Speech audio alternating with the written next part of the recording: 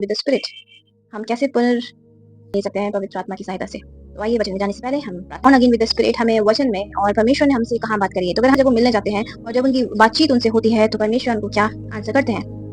Praise the lord people of God and welcome back again to my channel. I hope आप सब अपने घरों में अच्छे होंगे, स्वस्थ होंगे और परमेश्वर को अपने जीवन में प्रथम स्थान दे रहे होंगे।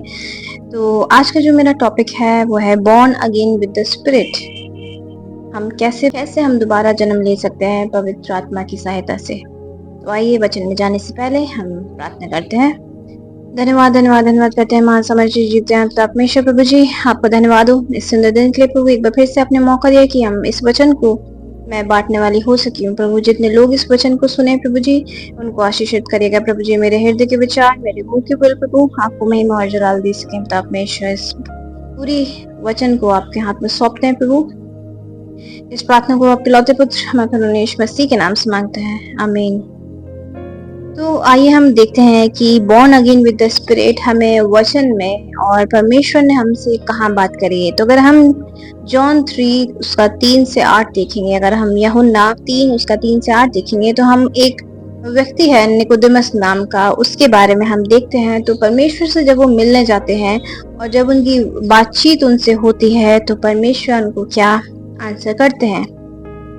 John 3:3-8 Jesus replied, "Very truly I tell you, no one can see the kingdom of God unless they are born again. How can someone be born when they are old?" Nicodemus asked. "Surely they cannot enter a second time into their mother's womb to be born." Jesus answered, "Very truly I tell you, no one can enter the kingdom of God unless they are born of water and the Spirit. Flesh gives birth to flesh, but the Spirit gives birth to spirit. You should not be surprised at my saying, you must be born again. The wind blows wherever it pleases.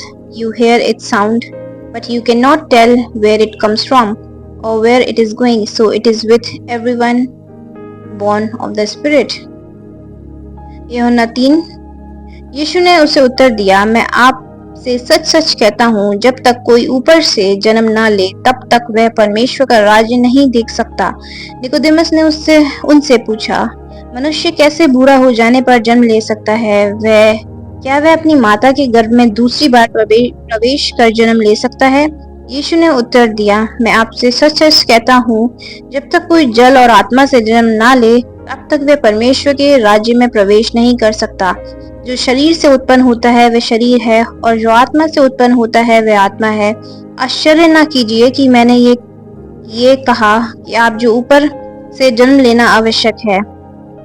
वायु जिधर चाहती उधर बहती है, आप उसकी आवाज सुनते हैं किंतु यह नहीं जानते कि वह किधर से आती और किधर जाती है। जो आत्मा से जन्मा है वह ऐसा ही है, आमीन।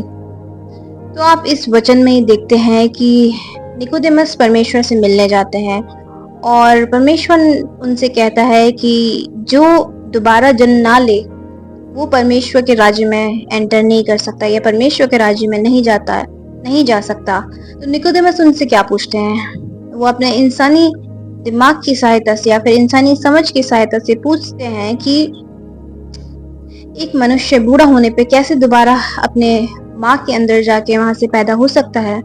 बट उनको ये अंदाजा नहीं था, निकोदेमस को ये अंदाजा नहीं था कि परमेश्वर जो बात कर रहे हैं वो आत्मिक बात कर रहे हैं। वो जन्म जो बात कर रहे हैं, जन्म की जो दोबारा जन्म की बात कर रहे हैं, वो एक आत्मिक जन्म की बात कर रहे हैं। और परमेश्वर उनको फिर बताते हैं कि जैसे आप सोच रहे हैं या जैसे आपकी सोच है कि परमेश्वर जो कह रहे हैं आपको ये लग रहा है कि वो नॉर्मल इंसानी रूप के जन्म की बात कर रहे हैं, पर ऐसा नहीं है। परमेश्वर बात कर रहे थे आत्मा और जल से जन्म लेने की। मतलब हम पैदा होते हैं बचपन में और हम कई लोग ऐसे हैं कि बचपन से क्रिश्चियन हैं, बट क्या हमने अपने जीवन में परमेश्वर को स्वीकारा है?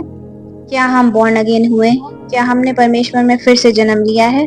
अगर नहीं लिया तो वो सिर्फ और सिर्फ नया जन्म हमारा तभी हो सकता है जब हम आत्मा और जल से बपतिस्मा लेते हैं।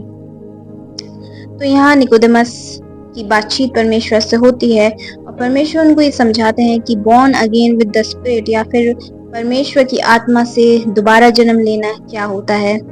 वहीं मैं इसके रेफरेंस में आपको ले जाना चाहती हूँ मत्ती 9 उसका 17।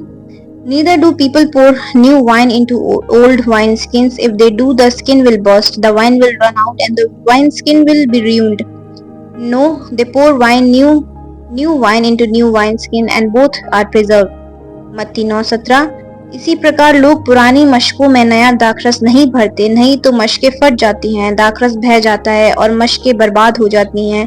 लोग नया दाखरस नई मशकों में भरते हैं, इस प्रकार दोनों ही सुरक्षित रहते हैं। आमीन। तो आपने देखा कि यहाँ परमेश्वर ने क्या बोला है कि जो नया दाखरस है वो पुरानी मशकों में नहीं रह सकता। मीन्स अगर आपके अंदर पवित्र आत्मा आ गई है तो आपको, या फिर आप अगर वचन में चलना चाहते हैं, अगर आप परमेश्वर की नज़दीकी में चलना चाहते हैं, तो आपको जल से और आत्मा से बपतिस्मा लेना ज़रूरी है। और जब आप जल से और आत्मा से परमेश्वर की बपतिस्मा लेते हैं तो आप एक नई सृष्टि होते हैं, आप एक नया इंसान होते हैं। तभी परमेश्वर आपके जीवन में उस अनॉइंटिंग को, उस मस्से को भेजता है जो आपके जीवन के लिए ज़रूरी है। इसी प्रकार इस वचन में, मत्ती में जो हमने पढ़ा, वो हम यही देखते हैं कि पुरानी मशकों में हम नए दाखरस को नहीं रख सकते। क्यों नहीं रख सकते? अगर हम ऐसा करेंगे तो मशक भी खराब होगी और जो हम नया दाखरस डाल रहे हैं वो भी खराब हो जाएगा। तो ऐसे ही अगर हमारा जीवन पुराना है और हम परमेश्वर को अपने जीवन में चाहते हैं, तो हमें सबसे पहले जल से और आत्मा से परमेश्वर की बपतिस्मा लेना है। तभी हम परमेश्वर को अपने जीवन में लेके, उसकी पवित्र आत्मा को अपने जीवन में लेके, उसके अनॉइंटिंग को, उसके पर्पस को पूरा करने के लिए अपने जीवन में हम आगे बढ़ सकते हैं। तो आज आपको और मेरे को ये एनालाइज करना है कि क्या हमने परमेश्वर में दोबारा से जन्म लिया है, या हमने जल से और परमेश्वर की आत्मा से दोबारा जन्म लिया है। एक हम बपतिस्मा बचपन में लेते हैं, जो हमारे पेरेंट्स हमें ले जाके दिलवाते हैं और हमें उस टाइम कुछ पता नहीं होता है कि हमारे साथ क्या हो रहा है। बट हमारे माता पिता क्या करते हैं, वो ये वाचा बांधते हैं कि ये बच्चा जब तक बड़ा नहीं होगा तब तक हम इसको परमेश्वर के राज्य में चलाएंगे, परमेश्वर की बातचीत इसको सिखाएंगे। बट जब हम बड़े होते हैं, जब हमें परमेश्वर की समझ आ जाती है, तो हमें क्या करना है, हमें अपने आप को जल से और आत्मा से दोबारा बपतिस्मा लेना है, जो कि डूब डूब का बपतिस्मा होता है, जो हम पानी के अंदर जाके लेते हैं।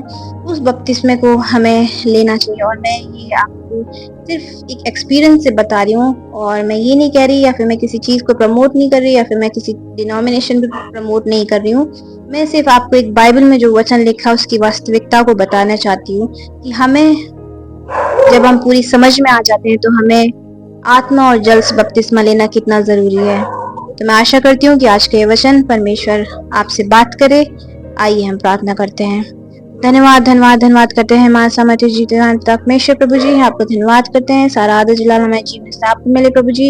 इस वचन के द्वारा प्रभु जी, जितने लोग इस मैसेज को सुने और देखें प्रभु, आपके नाम को जलाल मिल सके प्रभु, और हम अपनी पुरानी मशकों को हटा के प्रभु जी एक नई मशक अपने जीवन में रख सकें प्रभु, ताकि जो आपका मस्सा है, आपकी अनॉइंटिंग जो आप हमें देना चाहते हैं प्रभु, वो हम अपने जीवन में लेके और आपके कार्य के लिए खर्च इस्तेमाल करने वाले हो सके। पिता परमेश्वर हमें साथ रहेगा प्रभु जी, हमें लीड करेगा, गाइड करेगा, और अपनी पवित्र आत्मा से हमें भर दीजिएगा और ऐसी मन और बुद्धि दीजिएगा प्रभु, ताकि हम जल से और आपकी आत्मा से बपतिस्मा लेने वाले हो सके प्रभु। सारा आदर जलाल हमारे जीवन से आपको मिले प्रभु जी। इस प्रार्थना को आपके लौते पुत्र हमारे खुदा यीशु मसीह के नाम से मांगते हैं, आमीन।